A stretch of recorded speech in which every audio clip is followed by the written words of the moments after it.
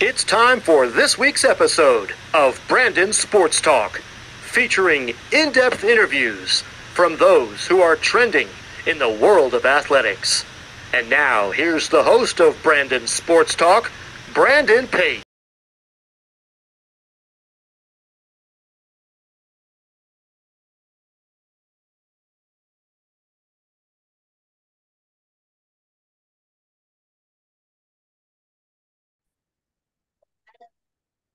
Welcome back to Brandon Sports Talk. In today's episode, I have the privilege of interviewing the Lawrence Vikings head men's ice hockey coach, Coach Brett Wall. How are you doing today? I'm doing great. I'm really excited to be on here with you. So thank you for having me. Thank you. Can you talk about how you knew that you want to get started in coaching in college men's ice hockey? It wasn't necessarily wanting to get started into coaching. I always tell my guys this. A lot of them ask why I'm coaching at the collegiate level or why college was my goal, as opposed to like pro hockey or junior hockey. I feel very comfortable at the collegiate level. And I always tell my guys, I just remember being a freshman in college at Lake Superior State and my first like road game walking out. We were playing at Notre Dame.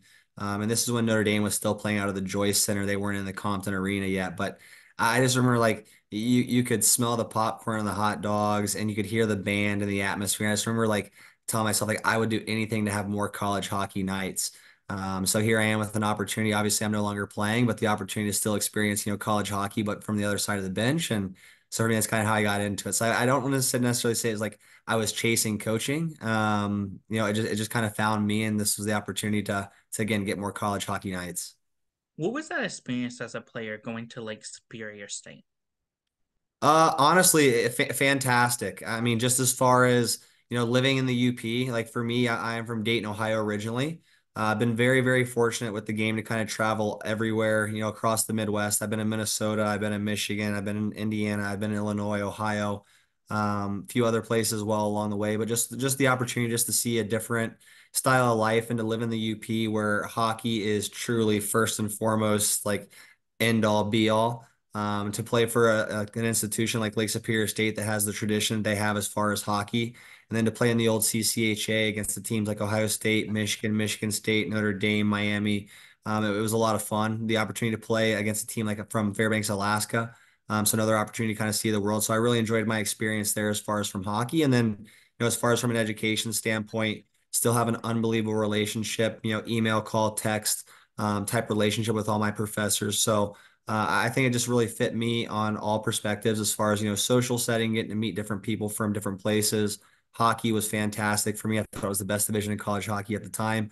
And then as far as just, the academics, lifelong relationships, and obviously I got a career in hockey with a sports management degree from Lake State. So it all worked out for me. So I don't have enough good things to say about it.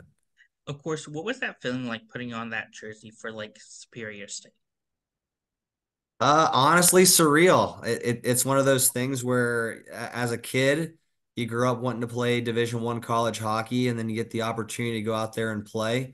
And then knowing that you're, in a program that has five national championships and has produced NHLer after NHLer, and knowing that it's not necessarily just a university team, but a community team as well. Like there was that extra sense of responsibility and obligation to not only the school, but as well the community there because it's how much they support it and how much of their time and effort they poured into it as well. So nerve-wracking. It was frightening as well. I remember my first shift. So at Lake State, the benches are actually across from each other as opposed to next to each other. And I went to make a pretty common routine dump puck and I shot it into the other team's bench. So that was my first shift. So I was a little bit nerve-wracked, but after that, I felt like I kind of got adjusted well and had a great 4 years after that. Of course, as a player, what was that experience like knowing that it produces NHL talent that has played in the league? I think what was so cool about it too is just how much those guys were around. So like it's not like you hear about these guys, like you actually got to be around them. Like Jim Dow, Doug Waite, those guys were there. The guy who is the oh my goodness, I feel terrible. I'm forgetting his name now, but he works in the equipment for Detroit. He's still around. Boyer. So I mean, just hearing those stories and having those guys come back, skate and train up there, hearing their stories. But then at the same time as well, when I was there, I think we had nine guys sign NHL contracts. Two of them I actually lived with.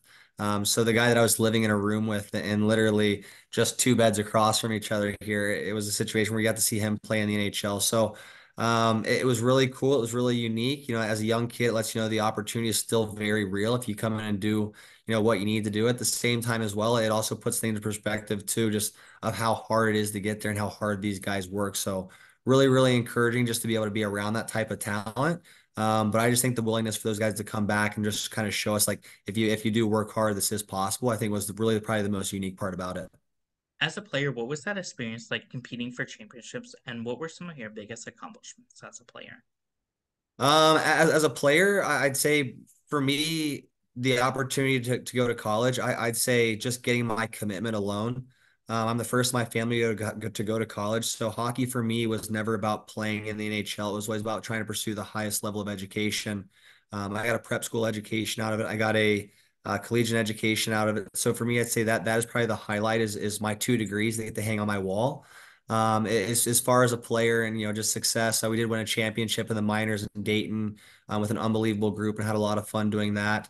That's my hometown, the first minor league franchise to win a sports title, and I think it was like 29 years. So, the town celebrated like it was the Stanley Cup. So that was something that was really cool for me that I always kind of remember as well. Just playing in front of the building where my parents had season tickets for 25 years and to win a championship was a lot of fun. What was that experience like playing professional ice hockey? Eye-opening, that is for sure. Very unique. I think, a lot of guys come from college hockey where you're used to a lot of structure and how things operate and how things work. You're used to having the classroom and then, having the guys there all the time. And then you get to pro hockey and, guys have kids and wives and different agendas and different things going on. And when you leave the rink, it's not like everyone's going to class, or everyone's going to eat in the meal hall or anything like that. It's like everyone kind of has their own thing. So I think it was a little bit different in that perspective. But one of the things I really did enjoy though is that because I've always been a nerd of the game, with having 20 new guys on a team, each 20 guys coming from a different spot. 'Cause, in college you're with the same majority of the guys for 4 years. Getting to really kind of experience and see what they learned and kind of what they've been taught and their knowledge. I think I grew a lot as a player. For me, not necessarily as an X's and O's, but just as far as gameplay, how things go, and just really the playmaking ability at the pro level is a little bit different than the structure. I'd say at the collegiate level. So I'd say a little bit of eye-opening, but I had a lot of support along the way to help me. I think that was probably the most fun part, was just the people you got to meet and the stories they have to share of how they did things, how they figured things out. So I really enjoyed that. After your professional playing time, what was it like getting into coaching and also being a general manager? Well, I'll be honest with you, I kind of floundered for a bit. I don't want to sit here and pretend that I had the most seamless transition. I know a lot of people in athletics kind of struggle in that transition from athletics to real world, whether that be from the professional level to there, from the collegiate level to the real world in the workforce. So, I struggled for a little bit at trying to figure out what I was going to do and try to reinvent myself. I got into the player development business doing one-on-one skill stuff and got fortunate to be hooked up with a few guys that now play in the NHL on a regular basis. And for me, very blessed those guys, chose to work with me. But at the same time, I really wanted to be behind the bench doing X's and O's. I kind of felt like that was right for me. And it was kind of a weird situation going to Hudson. The ownership group was Denny Vasky and then Jimmy Anderson. Jimmy played at Brown and was an All-American there. And then Dennis played in the NHL for a long time, played at UMD. And they're like, Wally, do you want to come and check out Hudson, Wisconsin? And I'll be honest with you, I got online and saw that it had a nice little water view. And I went up there and checked it out. And I was like, okay, like, what's the catch? And like, well, you got about 13 days to put the whole thing together. We have no billets, no players, nothing. So that first year was a little rough. We were 8-36 that first year. And I just remember sitting on my couch each night, scratching my head, like, how am I going to flip this record here to ever get to 500? And then fortunate having the opportunity the next year to put in a lot of work. We rose to the top of the division. The next year we actually went 36-8, so flipped that record and just kind of uphill from there, and had a lot of fun, had a few national championship appearances. So it was a lot of fun, but the transition was definitely unique, and just kind of seeing it grow each year, how I kind of changed as a coach, I think is probably been something that I've been most proud of, is just kind of be able to look back. I think I've been able to get better each year as a coach as I've gained more knowledge and experience and really reflect from the things that I've seen, the situations we've been in, and at the same time too, having a very open mind to know that I still got a lot more to learn. What was that transition like for you coming to Lawrence and becoming the head men's ice hockey coach for a college program? From the hockey perspective, very, very easy to transition, right? Like it's still talking to players. It's still, practice planning. You still have the culture you want to implement. There's still the locker room, all that kind of stuff. I think my biggest adjustment is that I think sometimes, and maybe even athletes do too, but I think sometimes even coaches and juniors like, oh, I want to coach college hockey. It's sometimes I wonder like, do you really understand what goes all into college hockey? You're not only a coach, you're a recruiter, you're an administrator. You're here making sure these guys are doing well in the classroom. You're also making sure that your guys instilling culture. You also got to be a community member. Like for me, I do a lot more than hockey. I also teach a class in the Conservatory of Music. I work in our first generation committee. So making sure that guys understand like that there's a lot more going on than that. I'd say my biggest adjustment was just learning what life away from the rink was like at an institution. But at the same time, too, I've really enjoyed that aspect of it. First time in my life that I've had to like not necessarily had to be, but had the opportunity to be more than a hockey player. Like the opportunity to step up in front of a class for 1 hour a week for me, it's not like I'm in a class for 4 or 5 hours a week and giving these crazy lectures. It's something that I really enjoy to get to work with those students and connect with them. I've really enjoyed just getting to be more than a hockey player for the first time in my life. And I think sometimes guys in junior and higher level, youth hockey, your life consists of hockey, hockey, hockey, hockey. And yes, you're working hard in school and doing those things, but that's kind of what your choice is, right? Like this is all you can be in order to get to that next level. And I just think it's really unique. And I kind of had my eyes open too to what the collegiate experience is like as opposed to I'd say the college level at the Division I level, but also to that pro and junior level. I just think it's been a really unique experience for me and just feel so blessed to be here. As a coach, what was that feeling like stepping onto that ice for the first time as a coach?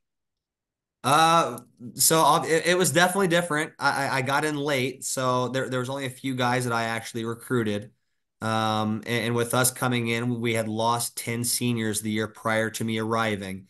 So, when you go back and you watch a lot of game film, a lot of that is of older guys that are no longer going to be there.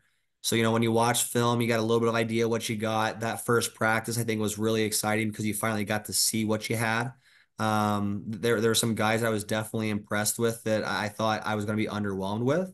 And there were some guys at the same time too that I think met that level of expectation that I was very pleased with. So it was definitely good. It was definitely different, adjusting, the way things kind of transpired here with the late arrival of me and then just kind of get everything rolling again. The arrival of a new athletic director. We have a president at that time in the second year of her term, just a lot of campus transitions.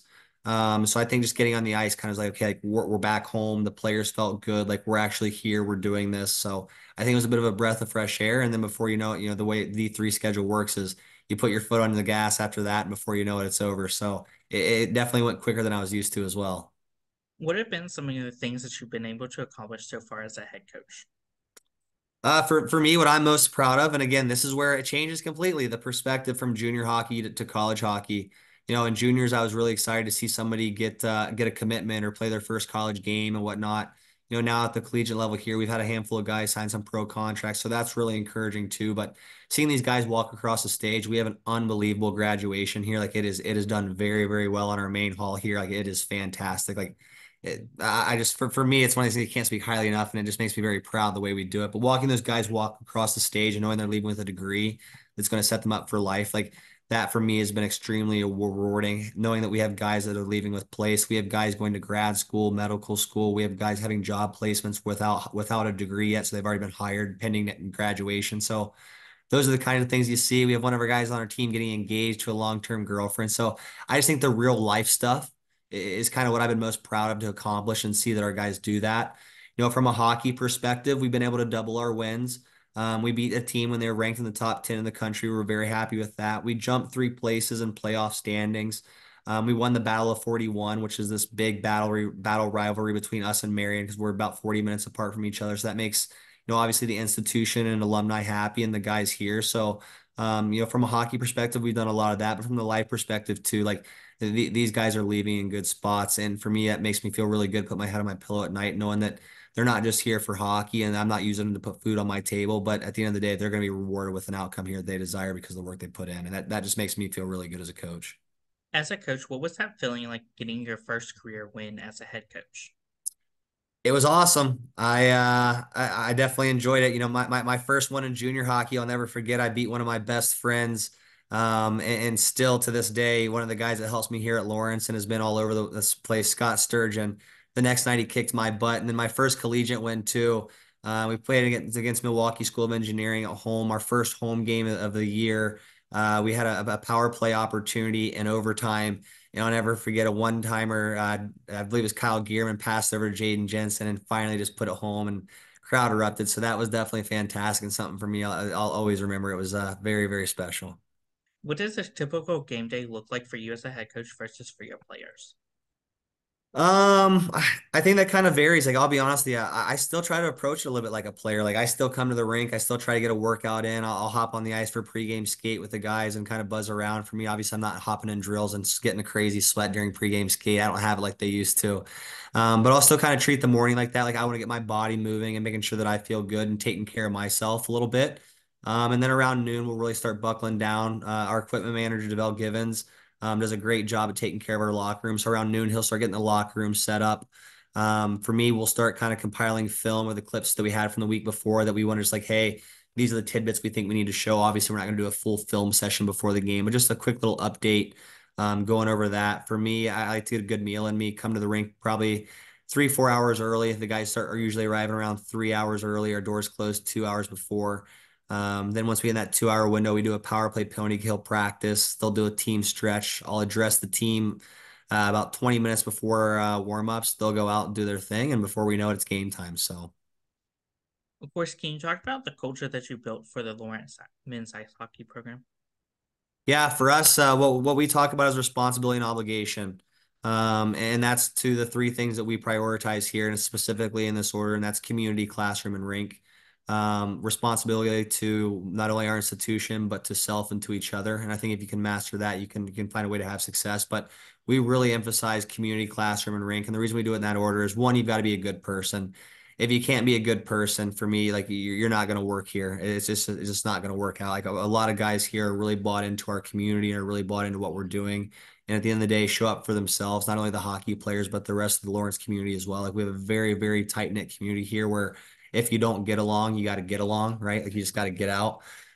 So really blessed in that aspect. It's the second thing we really pride ourselves on is the classroom. We have a world-class education, like I mean, a very, very high-end level where guys are getting placement in Fortune 500 companies, before graduation. So very blessed in that aspect. We also have a 3.73 cumulative team GPA with over 14 4.0. So very, very smart. So we pride ourselves on that. The most importantly, once you master those two, it's for me, if you can be a good person and you can master the classroom, I know you'll compete on the rink. Like I know you'll be a good teammate. I know you'll work your butt off for something you love. So we really try to focus on that. For me, I do think we play in the best division, top to bottom in D3 hockey. So just making sure the guys understand that you got to be prepared each day. And I think at the end of the day, if you can master, that aspect and understand there's responsibility to the institution, I think you're gonna find yourselves in a good spot. One day that's not showing up for your institution, but for your family, for your career, for your partner, your husband, wife, whatever that may be. So something that I'm really, really proud of what we've done here as far as our culture, and the guys have done a great job at grasping that. Who are some of the teams that you play in your conference? So we play in a really great conference here with a lot of teams that are ranked nationally year in and year out.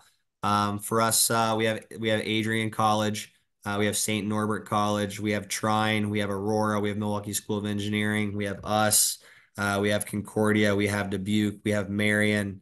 Gosh, if I'm forgetting someone, I feel terrible because I've just kind of gone through here real quick. Concordia, Wisconsin. So we've got a lot of schools here where I just think top to bottom, night to night can beat each other. For us, usually our top four are ranked within that top 15 on a nightly basis. If we didn't have to play each other so regularly, I think we'd have a handful more of our teams in that top 15. Just I really believe in the strength of this division and the quality of coaching and the quality of institutions we're competing against as well. Just very well supported, very well funded, and at the same time too ran appropriately. So I think it makes it a lot of fun. Like you've got to be sharp and you've got to be at your best in order to compete in this division. What is that home game atmosphere like when teams like Adrian College comes to the home versus going to Trine? Uh, Honestly, I can say this: there's not a bad building in our conference. Like everywhere gets really good fan support. I think it's a little bit different everywhere you go, kind of the atmosphere outside of the rink. But for me, I think that's an enjoyable part. One of the things I really enjoy about our home atmosphere is first off, we have a great locker room. We have a pro locker room that our alumni were very, very fortunate and generous to give to us. So we've been very blessed. So when I say we got a pro locker room, we got an unbelievable lounge, training area, coach's office, flat screens, ping pong tables, all that kind of stuff. So very blessed. So one, having the locker room is a huge advantage for us. We have a tiny little building here at the Appleton Family Ice Center. If you're from Appleton, we call it the Appleton Square Gardens. Small little building, low roof, but we have a pep band, we have cheerleaders, a crazy student section. So I'm going to be honest with you, like the atmosphere is a little claustrophobic at times, but truly electric. Like we have an unbelievable college hockey atmosphere that I'm very proud of. And at the same time, too, just look across and for me to see some of my students and to see other athletes, in the crowd enjoying themselves. And again, maybe being a little rowdier than they are at some other sporting events, but it's okay because it's hockey. I think it's all in good fun and good nature. So it really is a campus and community event that our area does a great job of supporting. Like it's not just school that's going to be there. You're going to find people from the local community that have been supporting the team for a long time. We have an LU like billet families type of setup. So these are actually families that take these guys in throughout the course of the year and we'll give them dinner and meals. Our women's team has the same thing as well. So we've got a really good group of people here that support our hockey program. So we've been very blessed with that. Of course, as a head coach for men's ice hockey, what is that atmosphere like playing in the first game and then or having the women play first and then having y'all play second? So we actually play in two different buildings now, so we don't really have about that too much. One of the things I can say is that we do have a philosophy here as a hockey program. It's stronger as one. Yes, we are a men's team and a women's team, but we are not two separate teams. We fight together on campus. We fight together, in the conference, and we do a lot of things together throughout the course of the year and in the community together. We just believe that being able to fight as 60 together as a hockey program we're able to accomplish a lot more. And I think the institution has done a really good job at understanding our vision and focus with that. But at the same time, too, you have to have that buy-in from the players, and they've done a really good job at buying into that. What does that recruitment process look like for the men's ice hockey side? It's different. It kind of never really stops. It kind of never really starts. You know what I mean? It kind of is kind of ever flowing. With us, a little bit later, obviously with some of the, higher end junior leagues finishing later and some of those kids still having, very real Division I hockey opportunities. We do believe that we're, a higher end Division III opportunity for a lot of players with our conference and in the value of our education.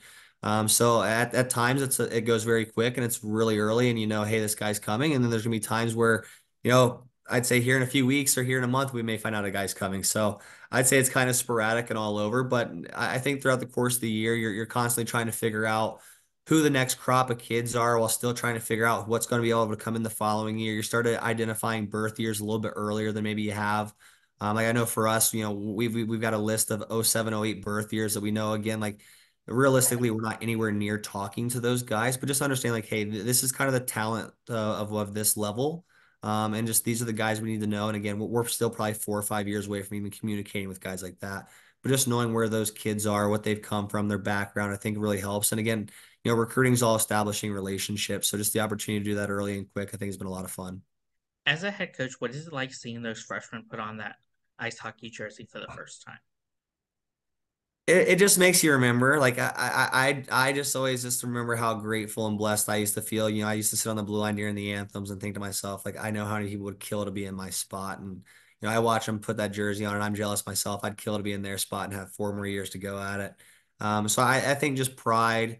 It's not only a thing for them; it's a thing for family too. Knowing that mom and dad get to see their kid play at the NCAA level, I think is really, really unique and special. So I think for everyone, it's a really unique experience that you never forget. One of the things that I really love most is being able to handle that first puck for their first goal. It's something I've always enjoyed. You wrap the puck up and you write on it, first goal against two, and they look in the eye of the handshake and tell them congrats. That's something I really enjoy too with our freshmen. So it's a lot of fun watching them put on that jersey, but just the little milestones throughout the course of that first year too is something you never forget. You never forget your first year.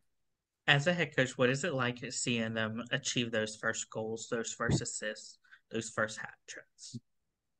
Well, as a coach, it's a bit of a relief. Like obviously you're excited from the humanistic side, you're pumped for the person. Like I remember what it was like to get my first assist. I wasn't fortunate to score a goal in college hockey, but I did have a few assists. So for me, like I just remember like that feeling, like, okay, like no one can ever take that away from me. Like everyone will see that everywhere, no matter how far I go. Either in the game or away from the game.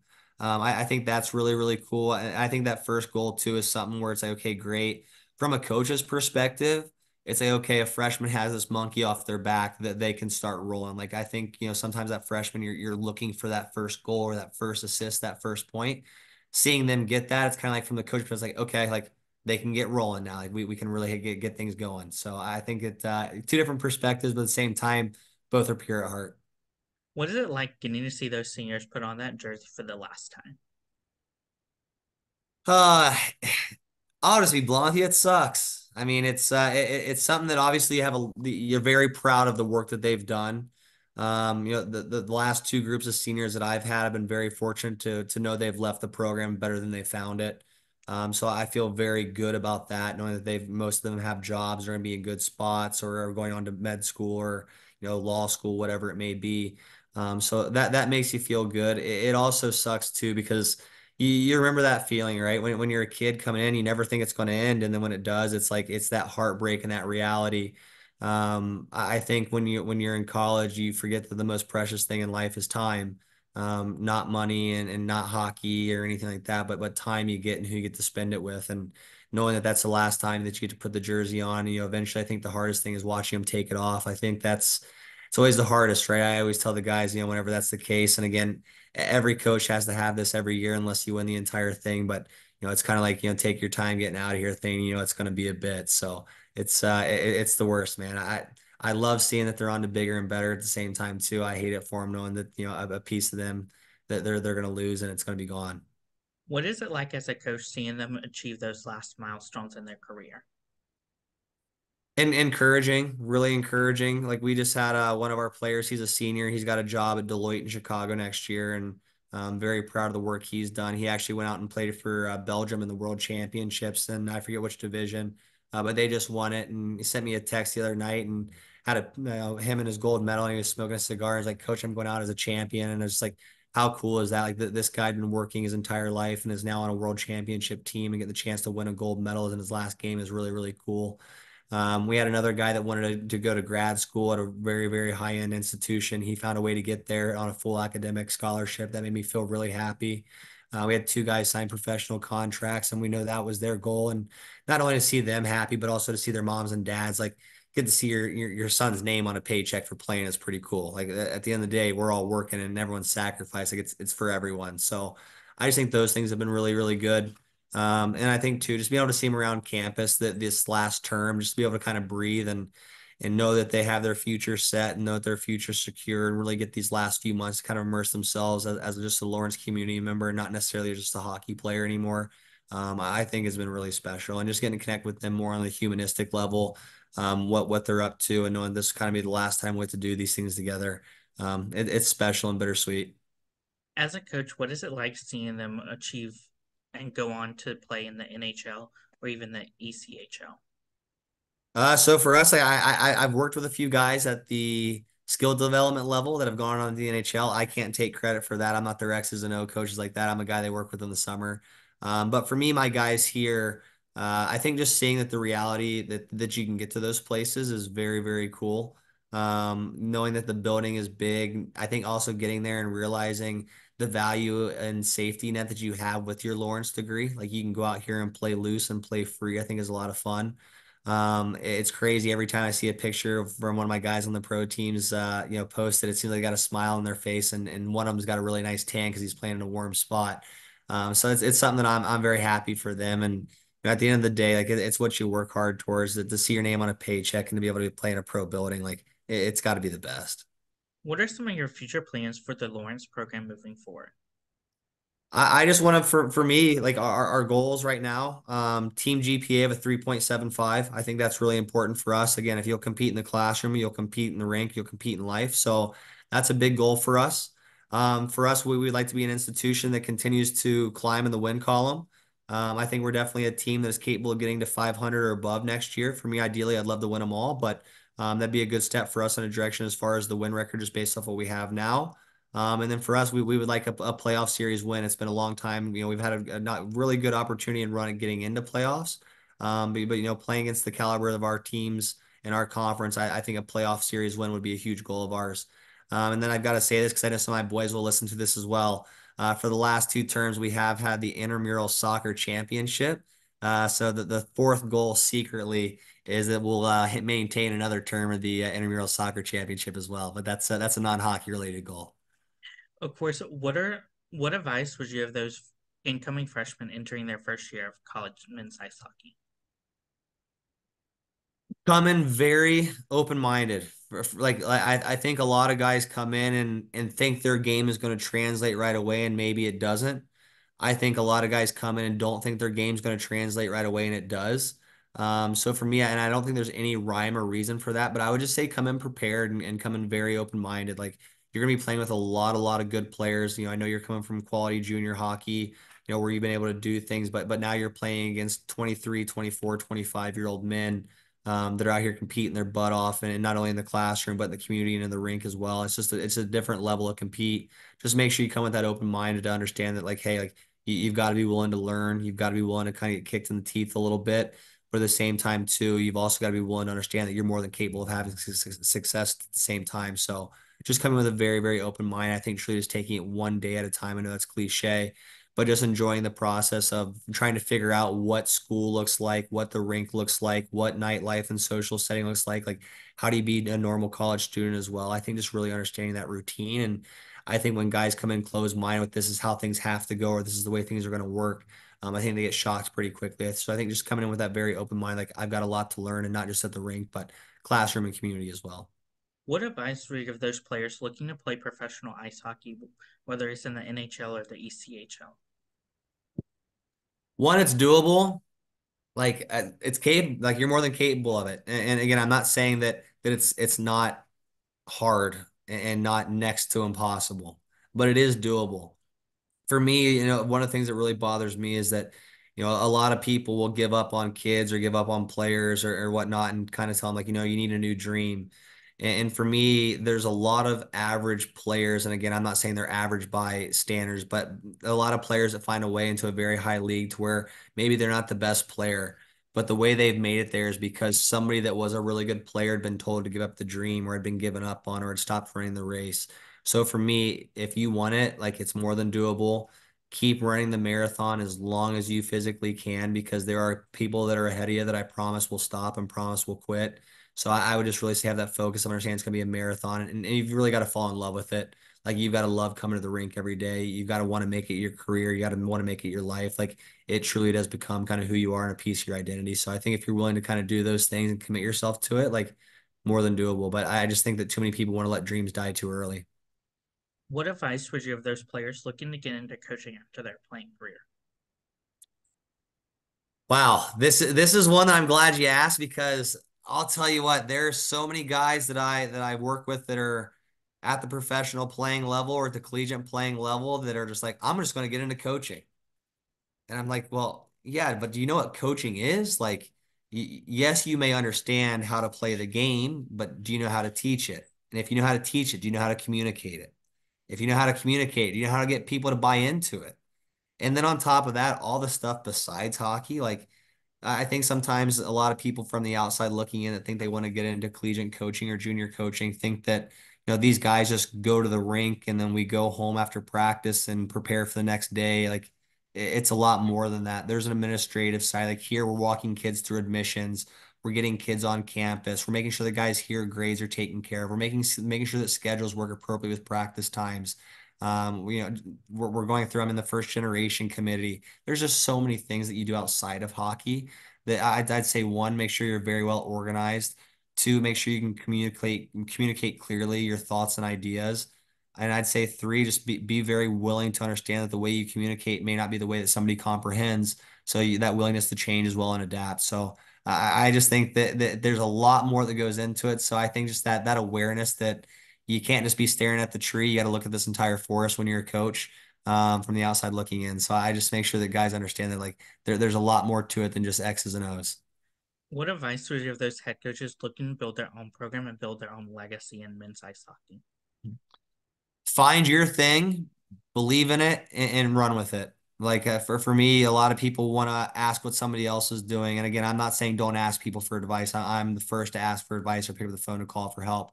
But if you have an idea and you have a faith and you have a vision, really believe and stay focused in that. And a lot of times when things get tough, again, like I said, kind of the marathon, like people will stop doing what they believe and or kind of get away from what they are. I think when those are the situations, I think it's usually time to double down a little bit more on what you believe in, a little bit more what you're kind of trying to emphasize. And I think the more you do that, you find yourself in a better spot. So I'd say just really stick to your guns, stay true to yourself, and do it your way. Like there is not one way to do it. There's a reason there are 32 different individual coaches in the NHL doing it 32 different ways. There's a reason only one team wins because there's only one team that's done it 100% right. So I would say just that willingness to really stick true to your guns and stay true to yourself. That's great advice. Where can my listeners find you at on social media along with the program at? So I feel terrible. This is where I will give a great shout out. So I believe it's LU men's ice hockey on social media. I am Brett M Wall on my Instagram. I don't post a whole lot of stuff on there. I'll be very honest with you. I'm more of a browser and following our personal social media with the school. But Isabel Hightree, I've got to give her a shout out here on here. She does a phenomenal job as our social media coordinator and director, organizing media days, community service events, senior nights, all the postings, all the birthdays, all the commitments, all that kind of stuff. That's all her. So I just got to make sure while I have this platform, I make sure she gets the respect and attention that she deserves because she kills it for us. Thank you again, Coach Brett Wall, for your interview, and best luck in your future as the head men's ice hockey coach. Thank you. I appreciate it. You can find Brandon Sports Talk on Instagram at Brandon Sports Talk, Twitter at Talk_Brandon, and you can find me on YouTube at Brandon Sports Talk. Don't forget to like, comment, and subscribe. Thank you again, Coach Brett Wall, for your interview, and best luck in your future. You've been watching Brandon Sports Talk. Please feel free to like, share, and subscribe to Brandon Sports Talk on social media and on YouTube.